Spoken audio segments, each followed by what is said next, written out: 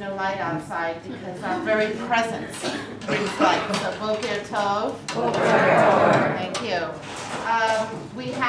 We're bringing in some more chairs, and we delayed a little bit so that the religious school parents can drop off and come on over.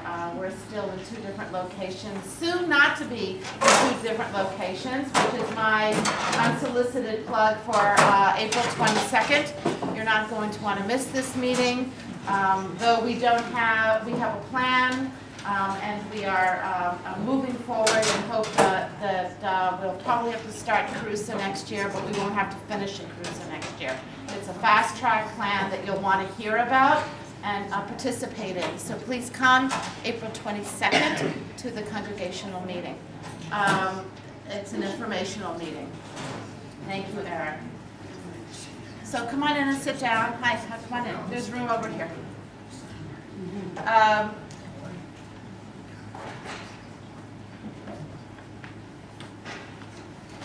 This part of the Jewish calendar, for me, is very profound and very emotional. Living the rhythm of the Jewish year as we do, all the frenzy around Passover, which then eases into Holocaust Memorial Day, which is a dark cloud that descends on the soul of the Jewish people. As the generations go on, unfortunately lifting a little bit too much.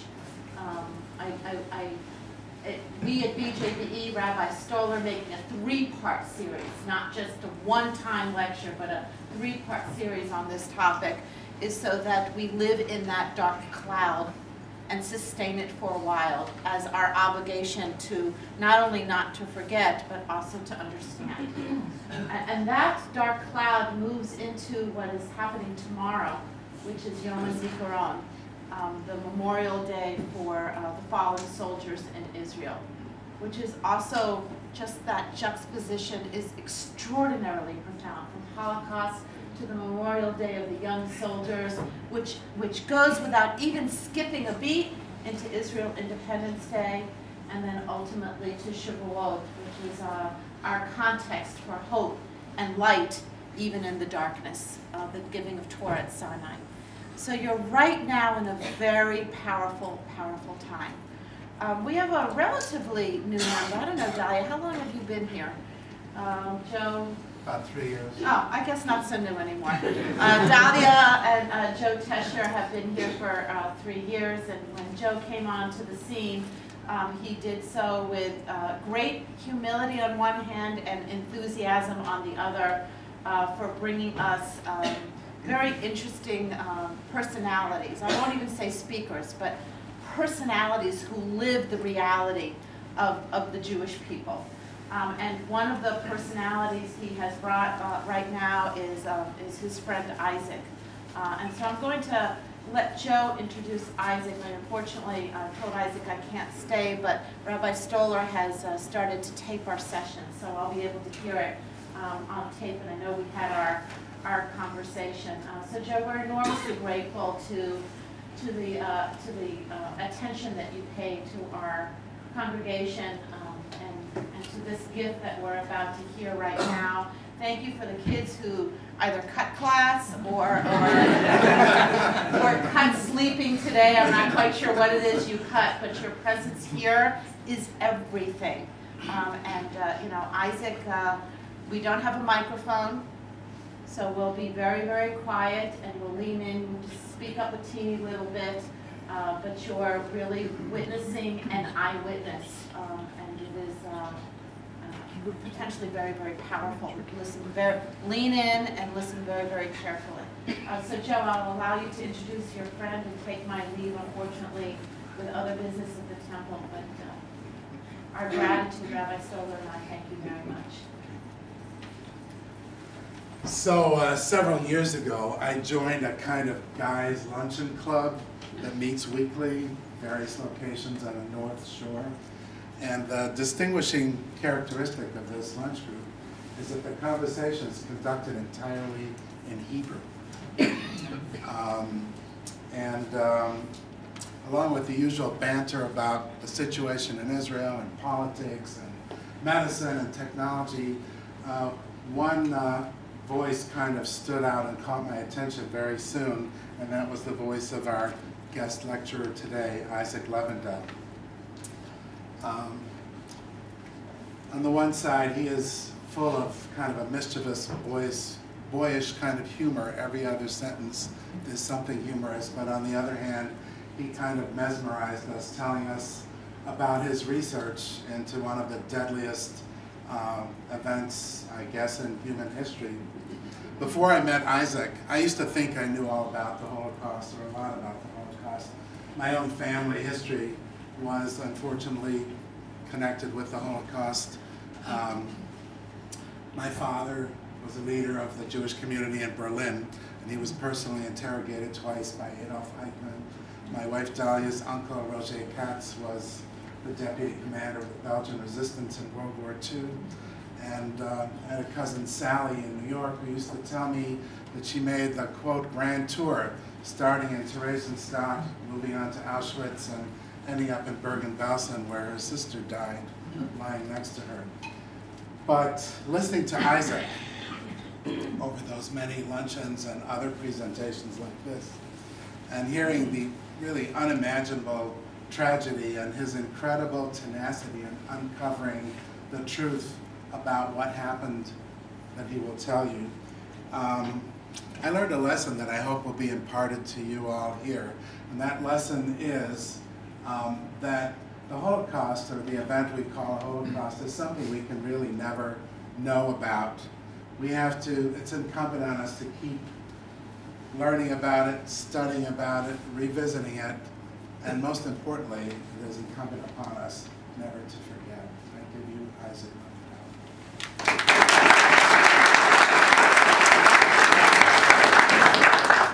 I think I will come every Sunday morning to be showered like this by friends and non-friends. Anyway, I want to take you through a kind of set of zigzags which represent my life, and I presume I'm not the only one who has gone through a lot of zigzags, but my zigzags have a particular route, which is really the nail in the title of my presentation. My family comes from southeastern Poland, which was alternatively free Russian and Austrian, and that explains a lot of the changes in the naming. And my name comes from the Austrian period. Levendel in German means lavender, because my family were soap makers and they had to choose a non-Hebrew name. My father is here, amongst brothers, and my mother in a music lesson is here. She was around 14 years old and was taking music lessons. I found these pictures actually in a set of photographs abandoned in my house after the war. I just found them in the corner somewhere. She is here in the orchestra, the mandolin orchestra of Przemyśl. And one thing struck me about that picture is that if you didn't know it's 1934, and you didn't know it's in Przemyśl, it could be anywhere today. The way people are dressed is not according to the image we have of the Polish ghetto. Very modern looking people. My mother and father moved to France and they married in 1935. My father moved first, 1930. My mother next, 1935. They knew from before. And this was the case in many marriages in those days. There was a previous acquaintance from Poland. And not long after that, I was born, 1936 in June. My father and my mother dealt with a small business, and my father actually, while my mother was keeping a store in the small village, my father was actually selling on the open marketplace. The south of France, for those of you who have visited, because of the mild climate, allows a lot of open market days, even in winter. So, you know, cities have their day, and people go and sell. And here's my father with the old Talbot, which was bought on, it was used limousine. I know that because I remember as a kid, I loved to go in, and there was a glass separation between the driver's side and the back.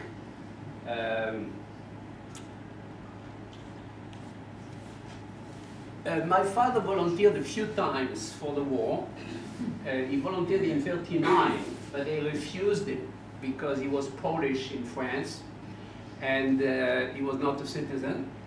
But in 1940, early 1940, the French actually accepted the establishment of a Polish unit under a Polish general, foreigners, but they were actually united and reporting to the French military. So his unit was positioned in the area here, Germany, Switzerland, France, the little star here. And the Germans actually disappointed the French, who were waiting for them deep into the ground, and they surrounded them. My father's unit was cut off from the supply viewpoint, and the Swiss allowed them to come in without arms, without weapons. And here's a photograph of my father in Switzerland working in a detention camp. He stayed there. He tried to flee once or twice. They caught him back, and he came back to France in 1945 at the time of the signature of the armistice with the Germans. So he stayed in Switzerland until then. In the meantime, I want to give you a few events, and I'll go fast over them. Some of you probably know these events. The projector is a little too, there is a piece cut here. Can we make a little difference? Go to the top. Well, it's a problem, right? Push it forward. But then you lose the bottom. Okay. I don't know what the... Here's our flip set. Oh, okay, that's a good idea. Move it closer, it'll get smaller. Okay. And lower it a bit. Okay. On the 18th of June, 1940, the French capitulate and lose the war. The armistice was signed in Montoire, which is in the center of France, and the agreement provides for a free, and I put free in quotes, I can't do it in speaking, but it provides for a free zone, which is here in the area beige, tan color. The French are sovereign in that area, and sovereign again in quotes, while the Germans occupy the north. Now, as soon as the French take over the south, they edict anti-Jewish laws, which apply to the entire country. So the agreement is that in internal affairs, the French will be sovereign in this area and will actually also legislate in that part. The main piece of law is called the Statute of the Jews, which determines the statute of Jews in French society. And there are a variety of measures which all of them have as a goal eliminating the Jews from the economy. In the Statute of the Jews, there is no specific determination or enunciation of extermination. The idea is to eliminate them from the economy. And the fundamental core is essentially economic part of the law, which determines that no Jew in France can own assets, or have contact with a non-Jewish public. So any job or work that has these two ingredients, that's based on assets and on contact with a non-Jewish population, is eliminated. So you can take any profession you know, pass it through the principle, and you'll see what remains for the Jews essentially is our professions of secondary nature and in the back of the profession. Now, in on November 11, 1942, the Germans actually went down to the area that was previously French sovereign. And the reason for that is the landing of the Allies in North Africa, which is actually, compared to this picture, is down in this area. And the Allies landed there, the Germans got closer to the sea, and at the same time, the Italians occupied that zone, which is essentially along the river Rhone, R-H-O-N-E, and the city, my city, Avignon, where I lived and was born, that city actually sits on both zones. It's difficult on that map to show it, but in fact, the Germans took over a strip of land on both sides of the river Rhone to be able to control both the river and the road that goes along. So essentially, they stepped into the Italian part with battalions and units, so that in that area, the Italian zone is not just Italian, it's Italian-German. And basically, when the Italians lost and capitulated in 1943, because the Allies from North Africa went up Sicily and Italy, the Italians at some point capitulated and they left that area. The Germans took over that area, and by then the entire country was occupied by Germany.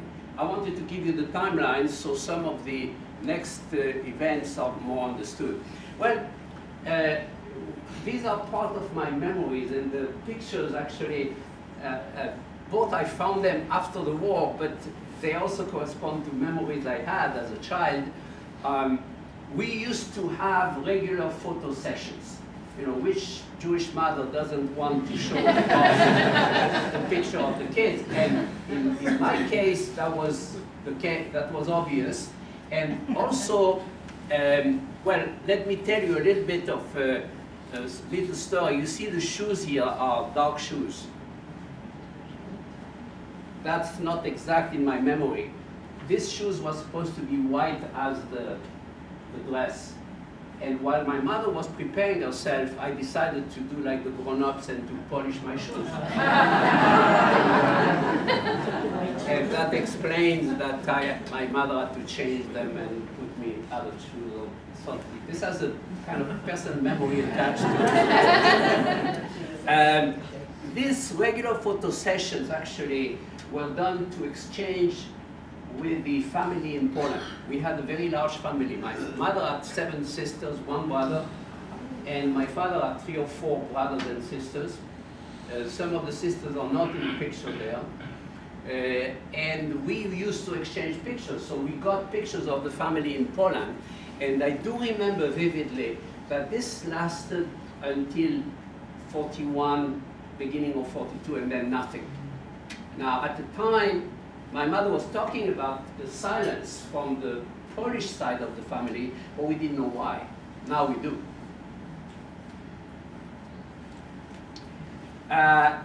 While going through the things left in the attic of my house, actually, this is also a finding from after the war. I went upstairs with essentially a ladder going to the attic, and I found in the attic an old agenda. This is an agenda of, it's October, but it's 1937. My mother, for the business, kept an agenda where she would take notes. That's also where I found the various payments for the car, the Talbot, that was paid up before the war. And she gave me that agenda in 1941, approximately, when It was already old and there was no more value to it. And I used it to draw pictures because paper was very rare. And this is one of the pictures that, again, I drew, and I remember that incident that prompted it. We had a convoy of gypsies passing by the main road next to our store. It was very impressed by the cooking system they had often in the back of the car, and they were driving those with horses. There were maybe sometimes two of them attached to each other. These gypsies actually, I learned from my research later, that they were taken to an area maybe 100 kilometers from my place, and there was a gathering camp for the gypsies. Their fate was supposed to be that of Jews as well, except they got to them late, and they did not get deported, contrary to other gypsies in other countries. In Belgium, for instance, gypsies were deported from Malines, but from France they didn't get to them yet, so they just collected them in a camp in Ardèche, France. In early June, and I don't know exactly the date. Well, I know the date of her arrest, but there are dates around that I'm not sure. The arrest is actually the 6th of June, exactly D-Day. That's why I remember it. Now, on that day, she was arrested, and I escaped arrest by pure coincidence. It's a luck. It's one of these situations that you don't plan. We decided in that time frame, and that was 2nd or 3rd of June. My mother decided to go away from the city of Avignon because it became very dangerous and people were being arrested. I remember a conversation between my mother and Mrs. Sokolovsky, a friend of the family, who came on a bike to explain to my mother we need to leave. And my mother couldn't get herself to leave because we lived only on the store, which had very little merchandise, but at least there was something to sell and there was an income. She was hesitant to leave, so remember the war was lost on 18th of June 1940. We are almost 4 years later. And during that time, we lived in that same little village next to Avignon. Finally, she decides to go, and we go to a mountain area. The city is called Venasque. For those of you who know, it's near Carpentras. It's a town smaller than Avignon, which is a more remote, and Venasque is even more remote in the beginning of the Alp area. It's a pre-Alp mountain. We went to a farm, and for some reason that I don't have too much time to go into it, I decided to stick with a boy. I see him as much older, but I think he was 12, 13 years old when I was 7.5. He became my hero for a variety of reasons. She said to me, I'm going back to the village to pick up stuff we need. Do you want to come with me? And I said, no, I stay with the boy. That's my first time I decided to stay separate from my mother. And I stayed with the boy. The boy had done a few things that I was absolutely in awe. The farm was managed by two people in their late 60s, Mr. and Mrs. Veve, V-E-V-E. They didn't have children, but they had this boy that was working with them. They kind of got him in, I don't know how. And five Jewish people from one family. Two parents, Mr. and Mrs. Stelzer, and the three daughters. The youngest one was 15, the eldest was 19. And they had been friends of my mother before, and we were going to rejoin them. So I stayed with the boy and them in the farm, and my mother was supposed to come back a day or two later, and she didn't come back. So I convinced the family, the Jewish family, to send me with the youngest girl. We are going to see what happened, and that's when we discovered that something very wrong was happening. The store, our store, was normally closed when nobody was there, and the curtain, the iron curtain, was kind of slightly, well, it was 1 yard high open, and I could go in personally, go in, so there was no locking, and that was kind of worrying. I didn't know what was happening. The girl went to talk to the neighbors. In the meantime, I was kind of in front of empty house. It's a little later that actually the truth came out. While the daughter was talking to her mother and the mother was crying, I was hearing it through the door of the kitchen. And they thought I wouldn't listen. And the sentence actually came out through the door. The daughter was saying to the mother, "There's nothing you can do, the Germans did it." And at the time when you hear that, you know what it is. The next thing, they panicked.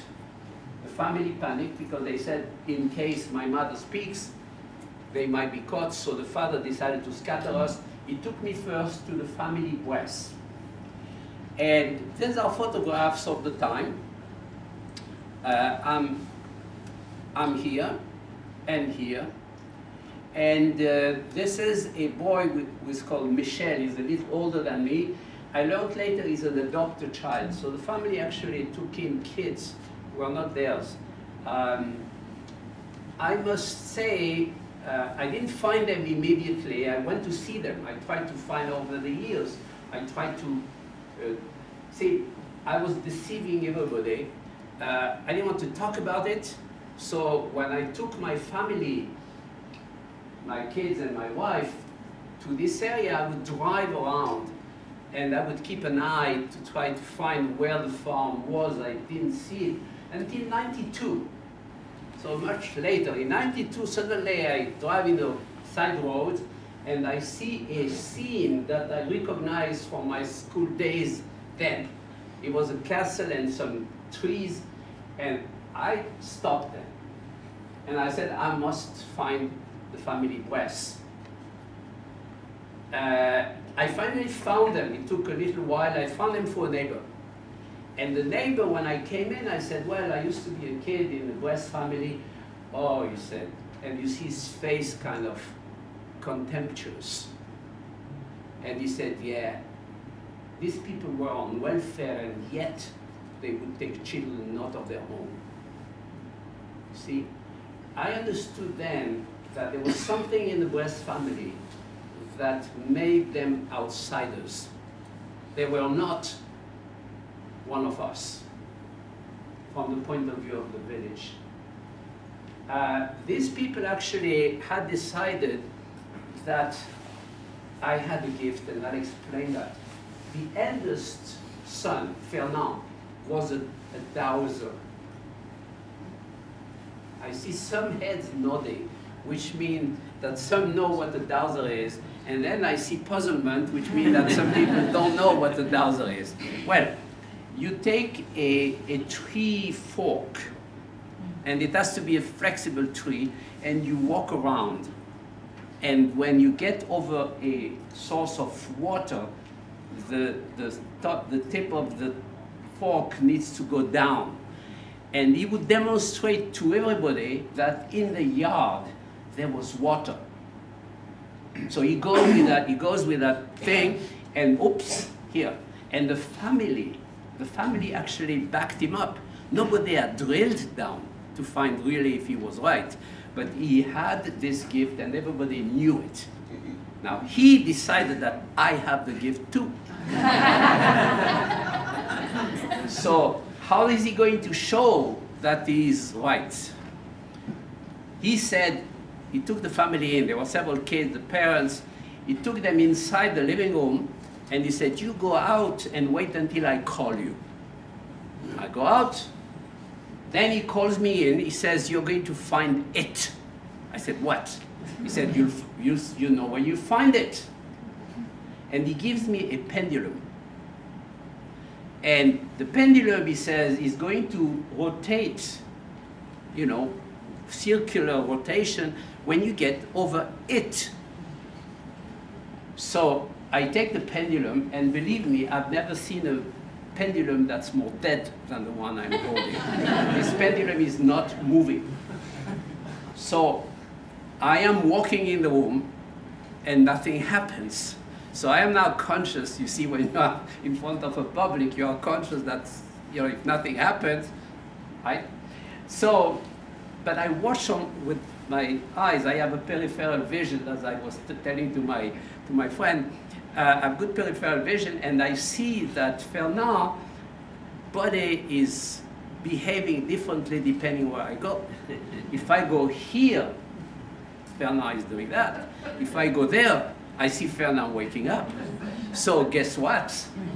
I go in the direction that makes Fernand more active. And I am going straight at the kind of area, it's pretty big, so I go, and I don't know where I'm going. But when I pass over a shoebox, he jumps. He says, I told you. He found it, so I stop, of course. And he had hidden the pipe of Dad in the box. So that was a proof that I have the fluid, he said. And when I met the family in '92, I found them. They said, can you still do it? Anyway, so you guessed the answer, right? Anyway. My father came back in 1945 at the signature of the armistice with the Germans, and took me back. And in '46, I was already in school. Here, you can see when he came back, he was a crushed man. I didn't realize that until I looked at the pictures later and compared this with that. And I wanted to take you through a zigzag, or many zigzags, maybe to, instead of going back to the period, I'm going to go forward and show you how an event like the one happened to me can impact what you do later. It's very loaded, but I'm going to go over pieces separately so you don't have. But I marked in different colors, and I'll explain the colors. The white on top here is, I'm still in Avignon area, and I'm going through high school and learning math. I was good at math, so I went into the math and the mechanical engineering, mining and metallurgy engineering in the east of France. And then this is the Israeli period. So for some reason there is a break here. And after the 6-day war, there is another break, and I go to return to studies. And finally, I am finding myself in the US. So I'll explain a little more of these things. One important event in '54 is a consciousness of mine. I had been drifting as a young guy towards socialism and communism.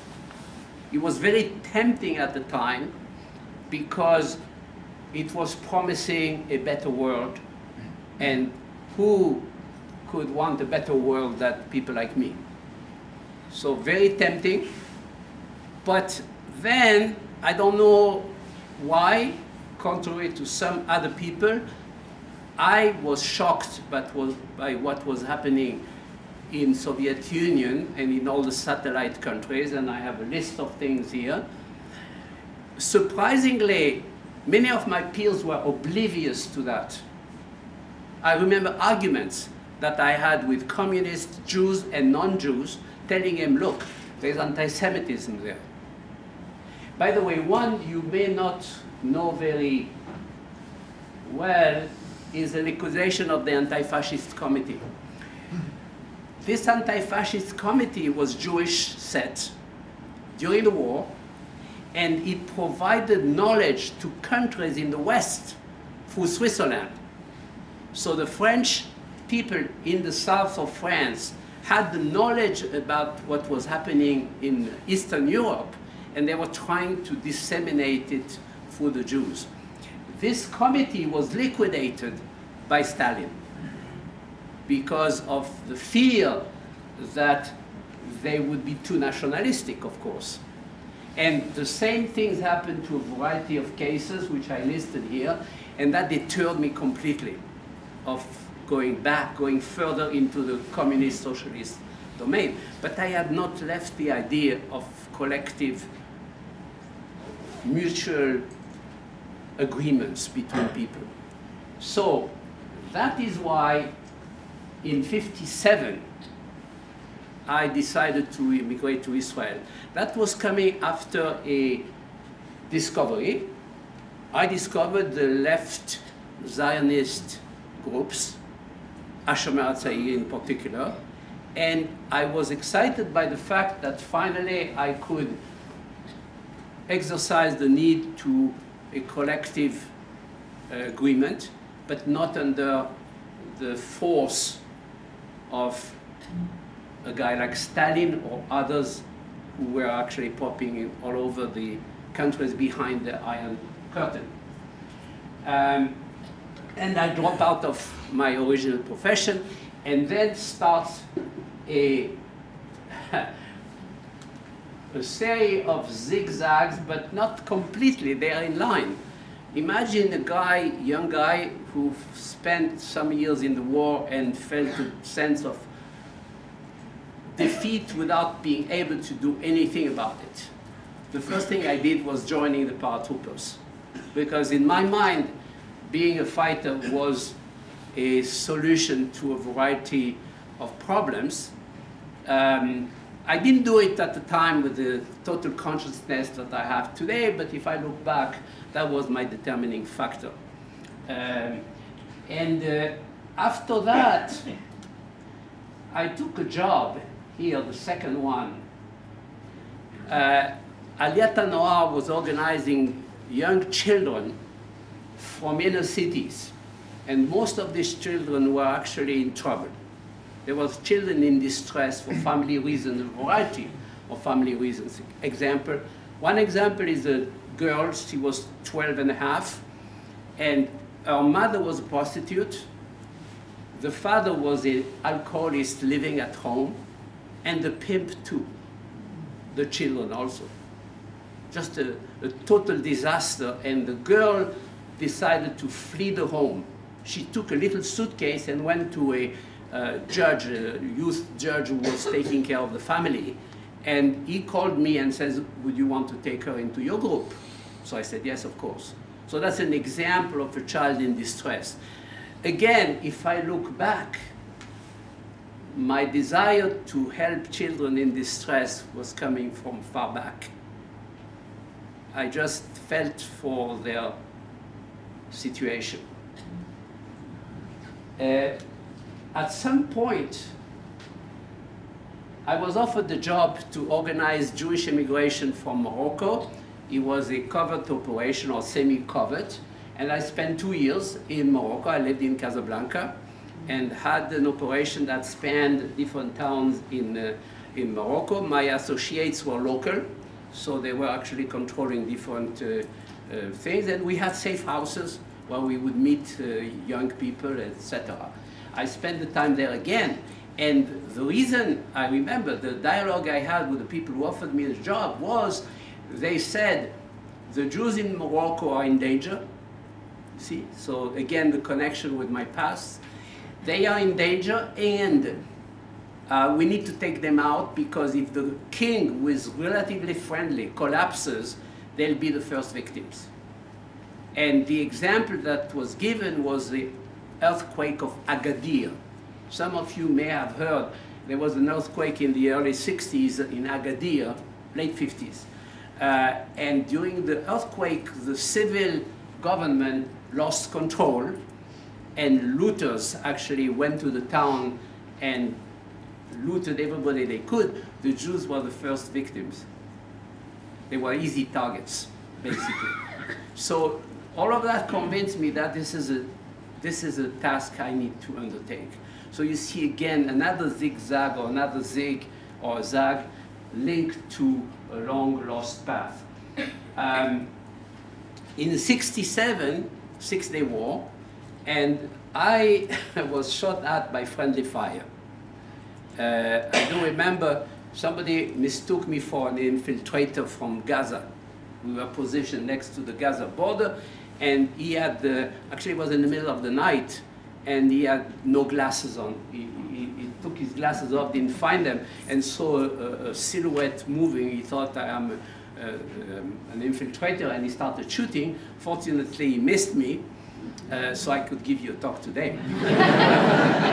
Anyway, and that also shook me, and at some point I said maybe it's time for me to take care of some other things that I had left, which is studying, and at that time I couldn't stop. This is really interesting because you hold it, and at some point it has to go, and I couldn't stop studying, so I went up to a PhD, again because I had been drilled in my mind for many years that education is a thing that's very important. Education is almost like a violin. When you flee, you can take it with you, not a piano. You see, in my father's mind, things you can take with you when you flee are essential, and therefore education is first. It's before the violin because you don't need a box to carry it.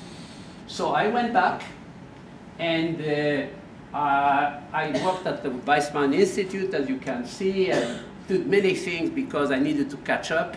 By then, I was not anymore the youngster, so I did multitasking, plus children, family, etc. And at some point, my advisor at Weizmann Institute didn't like my proposal for PhD, so I said, okay, the hell with you. And I found another person who was excited by my project. It happened to be in California. So we went to California. There was something interesting here, because when I was doing that job, they taught me how to be clandestine. It's not that simple. I mean, their teaching is good. The student is not that great. So when I arrived to Morocco, I remember I arrived to Morocco and I had rushed in my preparation. So I was trying to, they said you must be very, very well dressed and kept. So I polished my shoes just before the airport. I go to the airport, I pass everything, I come to my hotel in Casablanca, open the suitcase, and what do I find? A shoe polish box with Hebrews notes on it, and the brush with the, again, I don't remember the name of the brush, but it was written in Hebrew. It was on the top of my suitcase, because I was rushing, I put everything in the suitcase and I left instead of leaving it in Paris. So, you see, the teaching didn't stick completely, but I perfected it over the 2 years, and I decided I'm going to go to hunt Nazis. That was my decision. And evidently, my plan didn't go through because I met my future wife, and 3 years later we had a child, and that was not compatible with what I had in mind. In fact, it set me another zig or zag, but then there was more of a straight line for a while. I don't think I can stay on a straight line. Okay, in 1992, after a lot of things in the straight line, I mentioned already, I went back to this past. That was the first time, really, that I really decided to talk about it a little bit to my family. My family had no knowledge of significance about it. And in '92, I decided to look for answers. And one of the things that I wanted to actually do in 1992 was essentially take all the pieces of memories that I had and put them together. I assume that all I've been thinking about past memories, and as I still have very fragmental past memory, very early, but still fragments. I remember the strip, the sticky strip hanging in our kitchen to catch flies. Yeah, I see some of you nod. That testifies on your age. In fact, they used to have these strips hanging, and you can see the flies moving the wings, and it was very strange for a kid. And I remember that, but I don't remember the color of the wall. You see, so this is that image of the thing hanging in the kitchen. And this is true for a variety of other memories, more significant than the fly paper. So I decided to assemble my memory and find out who did it. I didn't know who did it. Arrest my mother. I finally found it. I'm getting fast forward because I don't have enough time, but this is the key item. This is a document that I obtained from a guy that I befriended in Marseille. Why in Marseille? Because I found a neighbor of ours in the telephone book, and I talked to him in '93. In '93, I called the guy, and I introduced myself. I said, "Oh my God." I said, do you know anything about the arrest of my mother? He said, yes. In fact, he said, the arrest happened in my kitchen. He was 18 at the time. And my mother and I, we were in the kitchen, and suddenly your mother runs out of her own house, which was just next, across the street. And after her, there were two people that trying to catch her. She had decided to flee, and she fled into their kitchen. They rejoined her. And he said they were speaking French with a Marseille accent. In those days, because of the stagnation of people, they didn't move much. They could distinguish the accent 60 kilometers or 100 kilometers away. We were kind of 70, 80 kilometers from Marseille. The guy said they're speaking French with the accent of Marseille. So I must go to the archives of Marseille and try to find out.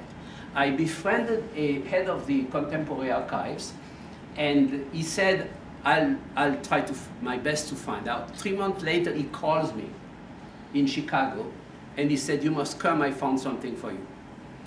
And we came to Marseille, and he was so scared because at the time the French didn't want to share anything about the archives. We met outside the archives in a coffee shop, outside on the outside terrace. And he took me as far as possible from the light, so we were under a tree. The lights were there and we could barely see. He pulls out this sheet from his briefcase, and he's holding it, and he says, here it is. I try to pull it from him. He doesn't let go. He says, I let you read it.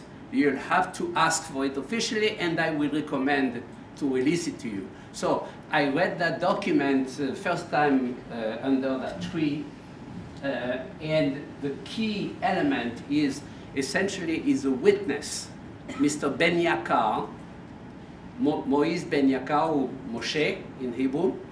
He testifies here. Basically, he names my mother with a spelling error. 7 people were arrested the same day on the 6th of June. And on top, Charles Palmieri, he says, I do not contest having performed his arrest with Bill Arts. He names a German guy. But he also says in a different part that the German guy left. And when he left, Charles Palmieri was the guy who was in charge.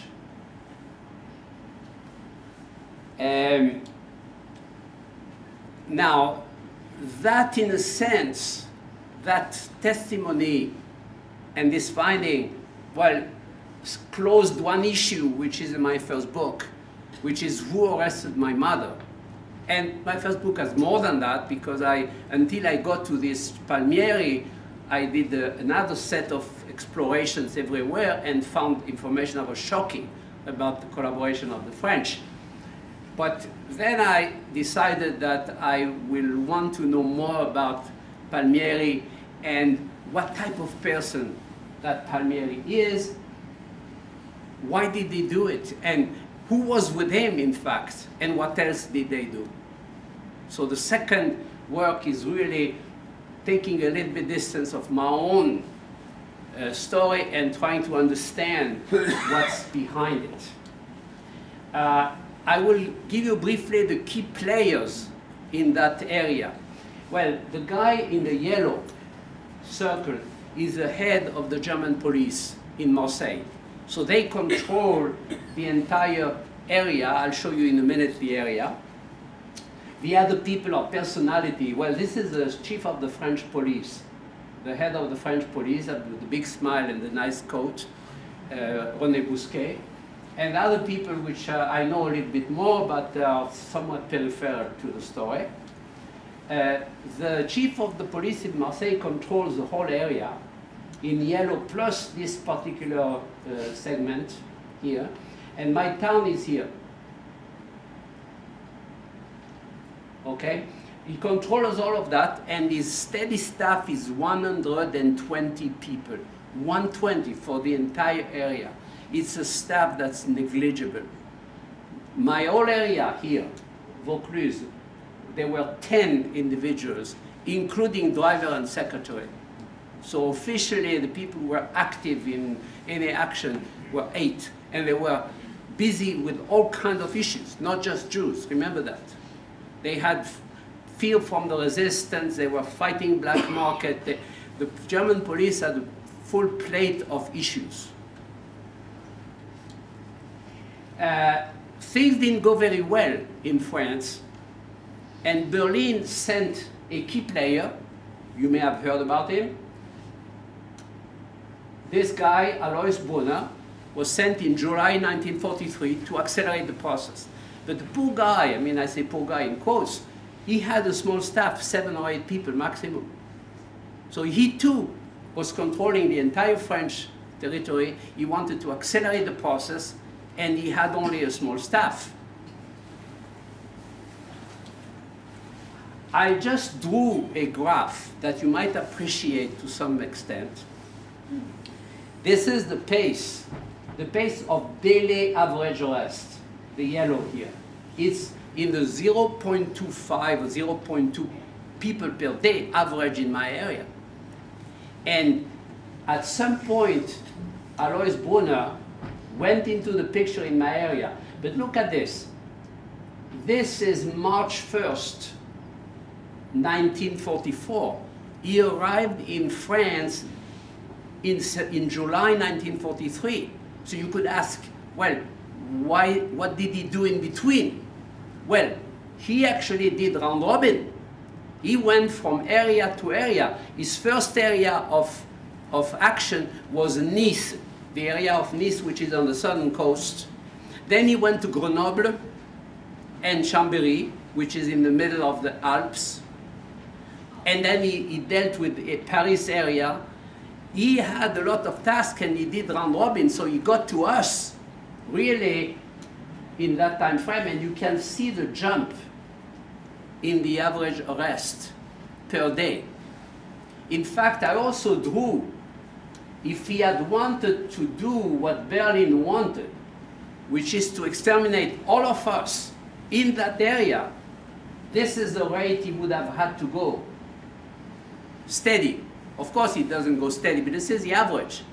And look how far he was from the goal of Berlin. So it's true that Berlin wanted us all into the gas chambers. But on the ground, it didn't work exactly as planned. I'll show you the next player, and this is the guy who actually arrested my mother. The boss of a gang of Marseille, Charles Palmieri. This guy had been in the business, not arresting Jews, the business of gangsters. He had been from the early 20s, 23, 24. And so he was already implanted in Marseille area with his gang, and he had extensions everywhere. I'll show you the family, the Palmieri family. You'll see faces. He had 2 brothers. Actually, 3 of them were working together. There was a family business, a true family business. His main assistant was his brother Alfred. Victor was sickly, so he was doing office work, basically. He didn't participate actively in the action. But the other guys are people who were in his gang, but this is not the whole gang. I have 4 pages of these. So here's a set of people that you would not want as your neighbors, I suppose. Their faces tell you a little bit what they are after. Each one of them has stories, by the way, and I will go only about a few. Oh, this guy is interesting because although he reported to the guy in Marseille, this guy was planted in the outside market in Avignon. So the guy, Palmieri, had connections to various places by planting people of his or recruiting people locally.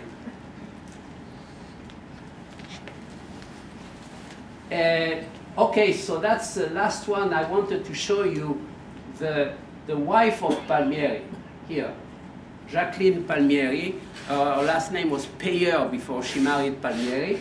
But just to tell you who she was, she married the guy in 41, and in 44 she introduced her lover. This guy, nice guy. She introduced her lover to her husband as an interpreter because he was from Eastern France and knew how to speak French and German. So you have the perfect triangle here, and she's shameless, of course, and he worked for the boss until almost the end, when the boss suspected there was something not quite kosher between him and his wife. At some point, the wife actually took distance from Palmieri because I think he had the easy trigger. Actually, Palmieri was described by his secretary, and the secretary said that Palmieri always had a machine gun hanging next to where he was sitting, and revolvers in the pockets. So this is a guy who was actually expert at violence. I just want to tell you a short anecdote on Quinson. Quinson, just to get you an idea of the person, Quinson was an acolyte, of course, of Palmieri, and Quinson decided to go and